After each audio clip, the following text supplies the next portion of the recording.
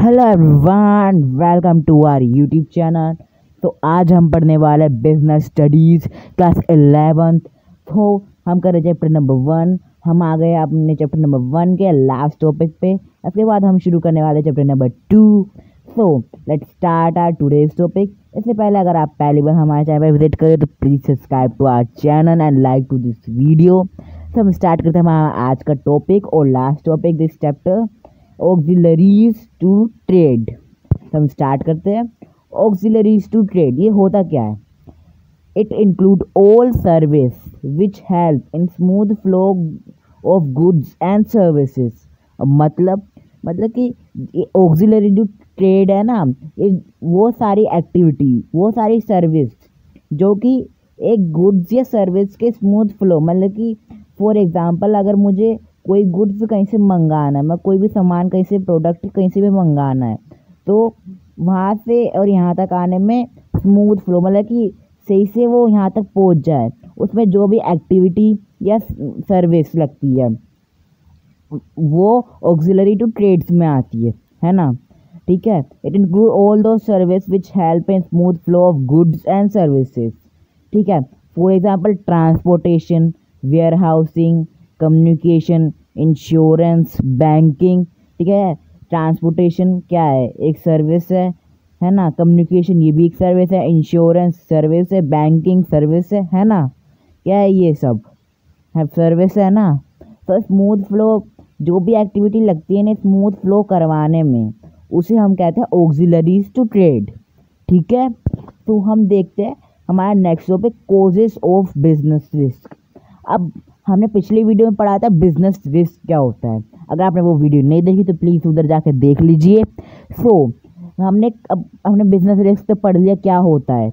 अब इधर 4 types of business risk के कॉजेज होते हैं जिसकी वजह से बिजनेस रिस्क होता है। ठीक है। Economic risk, natural risk, human risk and physical risk. अब इन सबको ही हम डिटेल में इसी वीडियो में पढ़ेंगे, तो please be in a video. सबसे पहले हम स्टार्ट करेंगे इकोनॉमिक रिस्क से। These are related to a chance of loss due to change in market condition. It also include price fluctuation. अब मतलब क्या है? मतलब कि जो भी चांसेस है लॉस ऑफ, जैसे कि कई बार मार्केट में कई सारी कंडीशंस चेंज हो जाती है। अब कैसे? फॉर एग्जांपल कोई गुड सेल कर रहे हैं मार्केट में, तो कोई भी पॉलिसीज़ है या गवर्नमेंट चेंज हो गई, तो उस वजह से कोई मार्केट कंडीशन कभी कभार चेंज हो जाती है।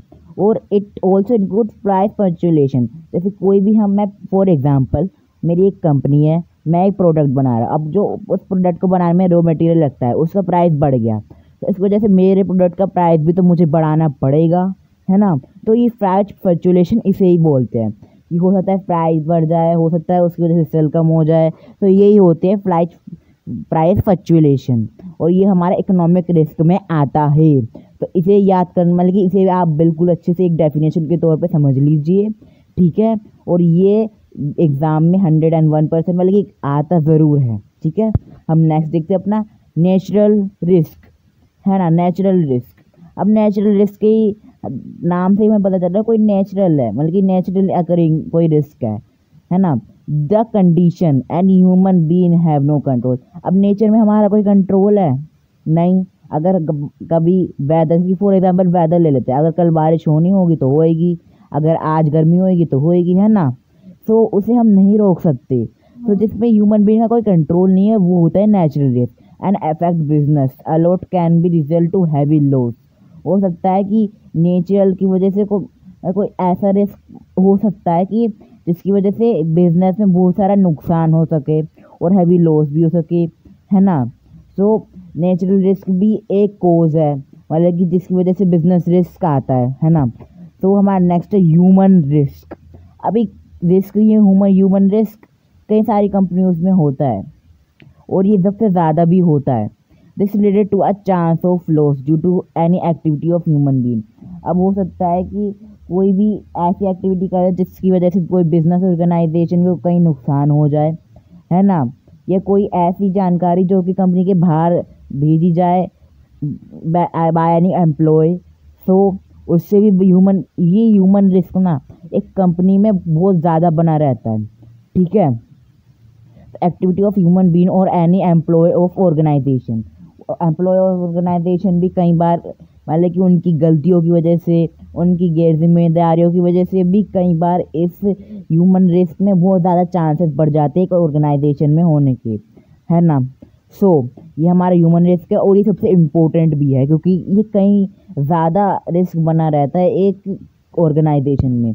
हमारा नेक्स्ट है और last, physical risk, all the cause which result in damage assets. अब फॉर एग्जांपल कहीं आग लग गई कंपनी के प्रोडक्शन मतलब कि फैक्ट्रीज में, तो उसकी वजह से डैमेज तो होएगा ना हमारा एसेट्स। अब एसेट्स क्या होते हैं, एसेट्स वो होती है जैसे कि फॉर एग्जांपल एक कंपनी की बिल्डिंग है, वो उसका एसेट्स है, कैश है, एसेट्स है, कोई भी मशीनरी वो एसेट्स होती है, ठीक है। जो भी चीज़ हमारे पास है वो एसेट्स के तौर पे तो किसी की फिजिकल एग्जिस्टेंसी होती है, ठीक है। हो सकता है आग लग गई कंपनी में, हो सकता है मशीनरी ख़राब हो गई हो, है ना। अब इधर एग्जांपल देखते हैं हम, चेंज इन टेक्नोलॉजी। अब फॉर एग्जांपल मैं क्लोथ बना रहा हूँ, मेरी मशीनरी पुराने मतलब कि पुराने डिज़ाइन बनाती है क्लोथ्स के, ठीक है। तो अगर मैं नई टेक्नोलॉजी नहीं करूँगा तो हो सकता है कि वो जो डिज़ाइन मैं बना रहा हूँ वो आउटडेटेड हो जाए और वो क्लोथ्स ना बिके, ठीक है। तो हमें चेंज इन टेक्नोलॉजी की वजह से ये फिजिकल रिस्क बहुत रहता है। अब मैकेनिकल डिफेक्ट्स, वो होता है कई बार मशीनरी ख़राब हो गई हो, है ना। मैकेनिकल डिफेक्ट्स भी हो सकते हैं, कई सालों से हम यूज़ कर रहे हो वो मशीनरी और वो ख़राब हो गई हो, तो मैकेनिकल डिफेक्ट्स कॉमन होते हैं ज़्यादातर। तो ये होते हैं फिजिकल रिस्क और ये हमारा लास्ट टॉपिक था। तो हमारा टॉपिक ख़त्म हो चुका है, साथ में ये चैप्टर भी ख़त्म हो चुका है। कॉन्ग्रेचुलेशंस टू ऑल दो स्टूडेंट्स। हम कल से स्टार्ट करेंगे अपना हमारा चैप्टर नंबर 2।